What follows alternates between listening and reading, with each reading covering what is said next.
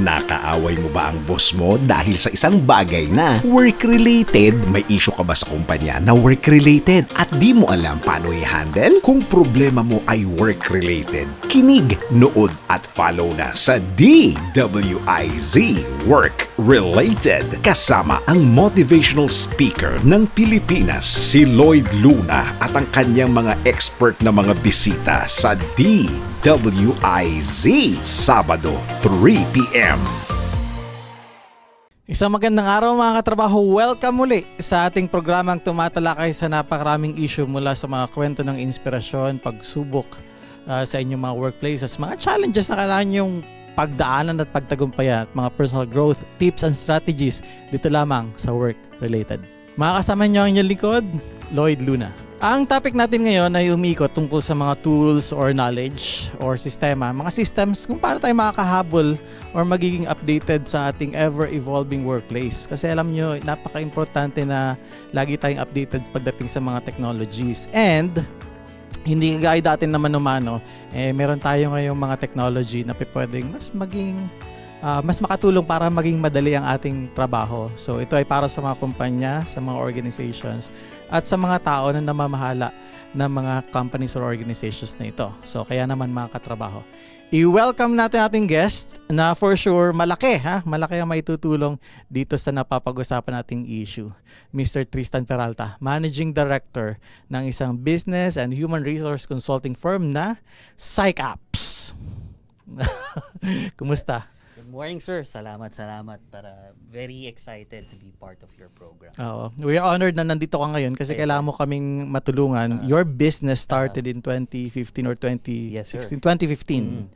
And what was ano yung inspirasyon nitong negosyong ito? Ang inspiration really of the business is i-marry. Because to give you a context, sir, no? So I was a practitioner in the human resource field and also I was an academician. So I was teaching in college, no? So merong dalawang mundo na kailangang ipag-marry kung saan magbe-benefit ang industriya natin. Anong pagkakaiba? Kasi po alam natin ang HR ay ito yung mga talagang ano ba yung mga business practices, no, patungkol sa paano mag-ano ng isang empleyado. At ang academics naman more of knowledge driven siya. Ibig sabihin yung mga bagong kaalaman. Ngayon ang pagkakaiba is minsan dun sa pagiging academician hindi na-apply ito sa trabaho. Oo. So ito yung parang sinasabi natin na may mismatch, di ba? Yes, sir. Marami kang information na nakuha sa school. Pero pagdating mo dun sa kumpanya parang ang nangyari. Tama, sir. So the goal is to try to marry. Kumbaga parang paliitin, hindi man i-close really yung gap doon sa education system at saka dito sa workplace. Correct. So how did you manage to do that? Ano yung concept ng kasalang ito? Kasalan na pinag-uusapan natin. So the concept really is to apply kung ano yung mga research-based na methodologies, practice until up to yung konteksto natin sa Philippine, let's say how we do business here, most particularly for HR, no? Because if we're going to look at it, there are times in terms of the way we run ang ating mga kumpanya from the perspective of HR, medyo we have to update. Ang tulad ng isang konsepto ay yung mga tinatawag nating work-life integration. Dati tawag niyan work-life balance, work-life integration. Ngayon which is very much evident today's let's say working practices, sir, no? Alam niyo yan. Yung mga hybrid working, remote working, ayan. Kasi yung mga ganong klaseng work arrangement, it does affect yung pag-iisip rin at behavior ng ating mga empleyado, which eventually affects yung mga performance sa mga tao sa kanya-kanyang kumpanya. Saka yung productivity, ano? Yes, sir. Tama. Definitely. Kapag ka nababago na yung system, etc. So, ano exactly yung ino-offer ninyo sa mga organizations? So, for organizations, ang talagang tinutulungan namin, sir, yung mga nasa MSME. Pag sinabing MSME, ito po yung mga micro, small, medium enterprise. So, medyo ito po yung either startup or hindi kalakihan. Siguro mga under 100 million. Yes, sir. Pasok pa, no? Opo. which is karamihan ng ating ekonomiya is consists of that business under that category. Mga 95 to 97% po yan yata sa aking pagkakaalam. Correct, sir. Oo. So, ngayon, ang aming layunin ay tulungan itong mga kumpanya na to na magkaroon ng ma-benchmark yung kanilang mga HR practices globally and local best standards. Kasi sir, na-experience ko, dati ang daming mga taong lumalapit sa labor, no? Daming syempre nagre-reklamo. Pero nung napansin ko, kadalasan ng mga taong lumalapit doon ay mga galing sa kumpanyang MSME. Okay. So in other words, kaya sila nagka-problema or nagkaroon ng issue sa trabaho is because either walang sistema, mali yung sistema, naabuso yung sistema, or wala talaga silang idea na dapat may sistema. Correct. Kaya marami mga issues. Yes, sir. Yes, sir. Kasi, for example, if you're gonna compare it to bigger or larger organizations, they do have their own departments already set in place. No? These are people who are very competent when it comes to managing their human resource.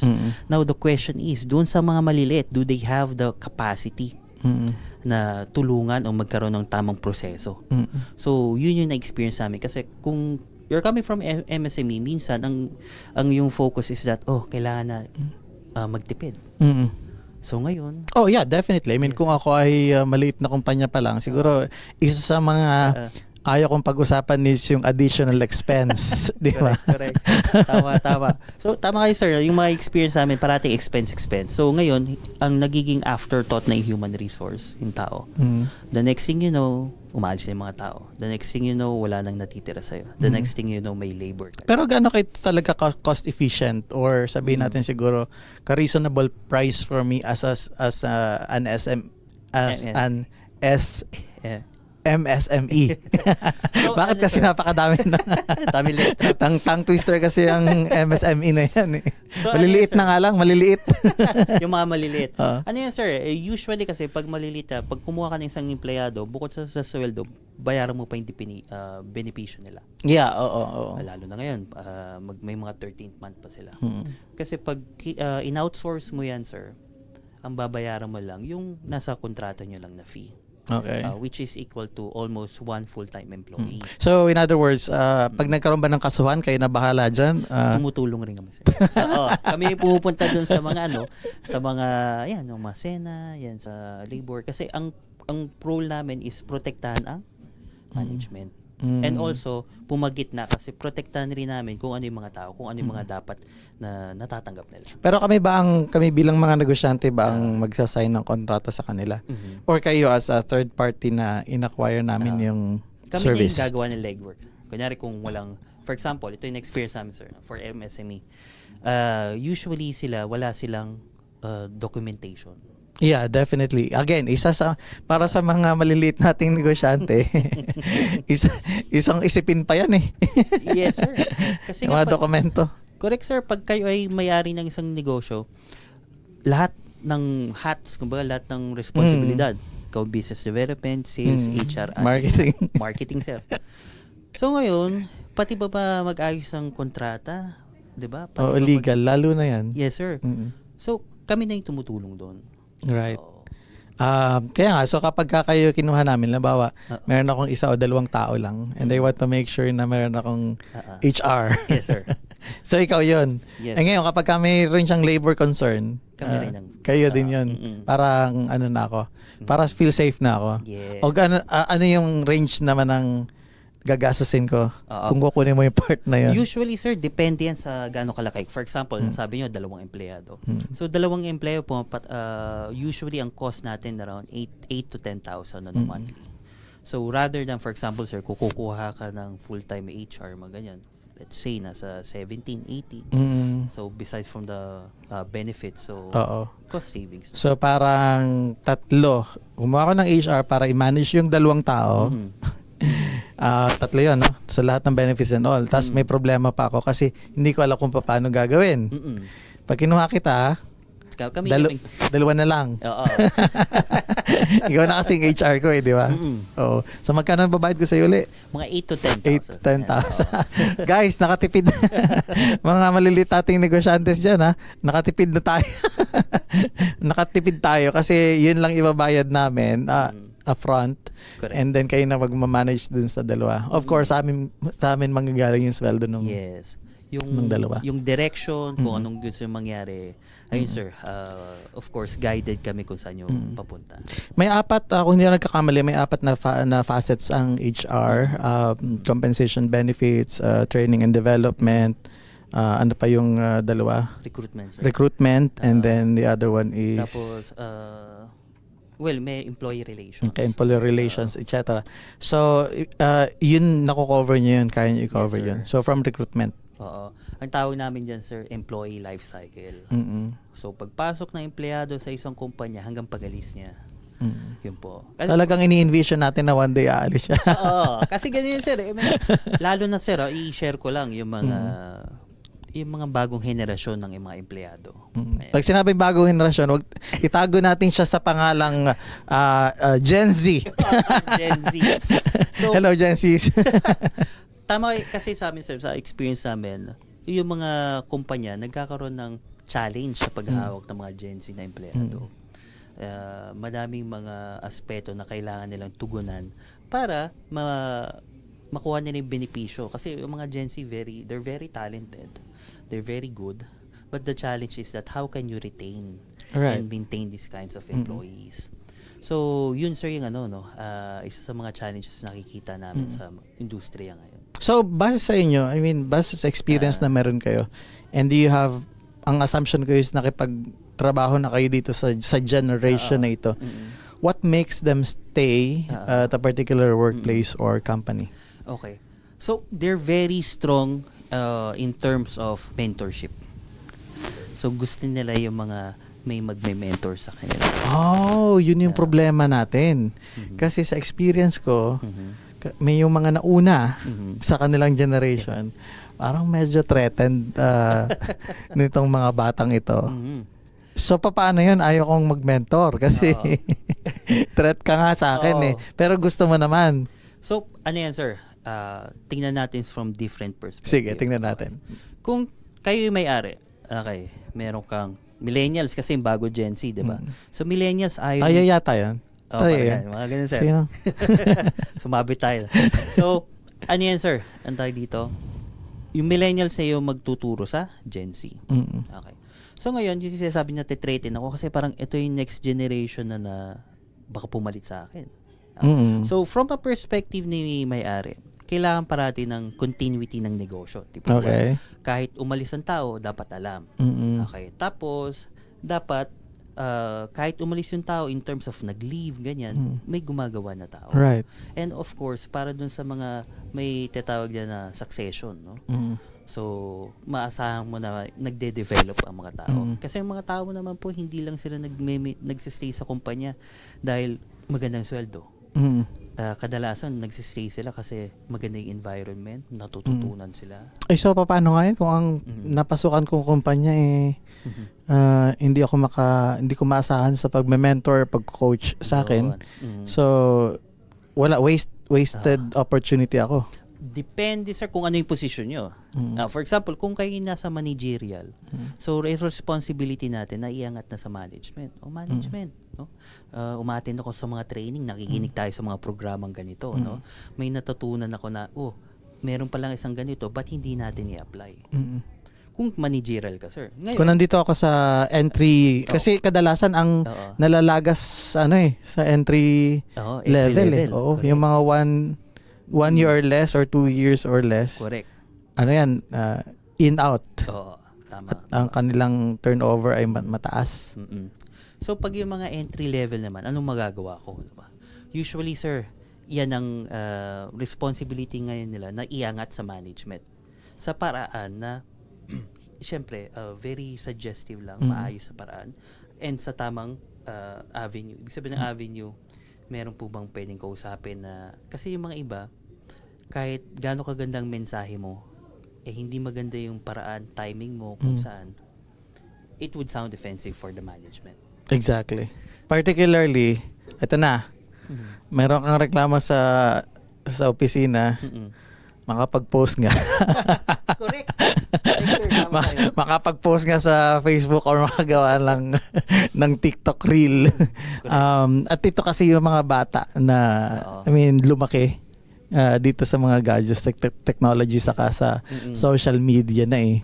So, as an HR practitioner, as someone who can provide us with systems, kasama yun sa trabaho ninyo. Yes, sir. Kumbaga parang minamanage nyo, kinuko-manage nyo rin yung mga tao namin? Yes, sir. So it's always about what kind of behavior you would like your employees to have, which an end goal yun yung kultura kasi collective behavior. Right, okay. So let's talk about that. Kasi Sige, sir. pag ikaw ay maliit na kumpanya at nag-i-start ka pa lang, parang pag nagkarinigan tayo ng salitang kultura sa culture, parang ang mahal-mahal niya, napaka-expensive niyan. Or parang ang hirap-hirap intindihin yan. Kasi nga, di ba, admit it, pag startup business ka or maliit na negosyo ka or family business ang hinahandle mo, it's basically yung product natin, gawin natin yan, paano natin ibebenta, and that's it. So, hindi natin priority na para pag-usapan yung culture that we want to intentionally build over time. Kaya talagang kita mo, ngayon, ang hirap bitawan ng family business, gawin siyang professional organization from a family business. Kasi parang meron tayo yung laging attachment and culture is a very powerful tool. How do you work on that? Okay. So first, sir, is that let's break it down into two muna. No? Kasi usually, ang kultura, even how small or big the company is, it stems from the owners. Kung sino yung mga founders. Kung ano yung ugali ko, most likely, it affects my working attitude, behavior. Ito yung napipick up ng tao. For example, kung ikaw ay very routinary na tao, dapat 7 a.m., 8 a.m., 9 a.m. So, yung tao mo would slowly pick that up. Okay. So, second, then eventually, pag lumaki, yun na yung nakakasanayan. So, ang difference lang, sir, is that kung wala kang mga policies and procedure, dun tayo magkakaroon ng konting concern. Which is basically wala. Kasi nga, as an MSME. Wala nga talaga. Wala talaga. Oo. So, ayan sir, buti na lang may mga programa tulad na sa inyo ngayon. Nagkakaroon ngayon ng idea na, kailangan pala natin ng ganito. Kasi sir, kanya for example, may isa kang tao, produkto, di ba? Ang produkto mo, let's say, yung sa mga school, yung mga nagtitinda ng french fries, for example. Yung empleyado mo, umalis pala, nag-break. Nag-break habang lunchtime, edi wala siyang benta. So, ngayon, since nakikinig sila sa magkakaroon sila ng idea na kailangan pala natin ng may procedure tayo na bawal mag-break pag ganito. Pero kung pinag-usapan natin yung kultura at ma-adapt yan kung sino yung may-ari, because again, maliit na negosyo, etc. Ang question ko is, yung system mo ba may make me right or wrong? Depende sa i-instill mo system. Kasi kung paano kung ako negosyante, feeling mo yung pagiging systematiko na by the dot ako, parang feeling mo hindi yun yung tamang strategy. If ever, yes sir. Kasi wala idea, wala akong strategy. Basically, wala. Ang alam ko lang is mayroon akong product or service na I want to sell and I want some people to help me and pay them. So, pwede mo ba akong gawing mali kung meron kang institute na strategy for me or yung strategy is something na hindi nyo ino-offer for now? Strategy we do offer. So, paano to sir? Okay. One thing that I realized from my years of talking to business owners is that you have to speak their language. So it's always about creating more profit and controlling the cost. So in this context kasi minsan yes, pag family businesses, paano mo nga naman bubuwagan ng isang paniniwala na matagal na? Correct. People might find it offensive. Pero if you're going to package it in such a way na parang, ano ba yung parang strategic planning yan, sir. Ano ba yung plano mo within 5 years, 10 years? What does your market demand? Kasi tayo as business owners, ang always iniinan na natin is sustainability, paglago ng negosyo. Pero para lumagaw ang negosyo mo, kailangan matap mo yung market. Para matap mo yung market mo, dapat yung pag-uugali ng mga empleyado mo, ganito na. For example, sir, few years naging uso ang mga customer experience. Tuloy natin ang ating usapan sa pagbabalik ng work-related. Nakaaway mo ba ang boss mo dahil sa isang bagay na work-related? May issue ka ba sa kumpanya na work-related at di mo alam paano i-handle? Kung problema mo ay work-related, kinig, nood at follow na sa DWIZ Work Related kasama ang motivational speaker ng Pilipinas, si Lloyd Luna at ang kanyang mga expert na mga bisita sa DWIZ Sabado 3 p.m.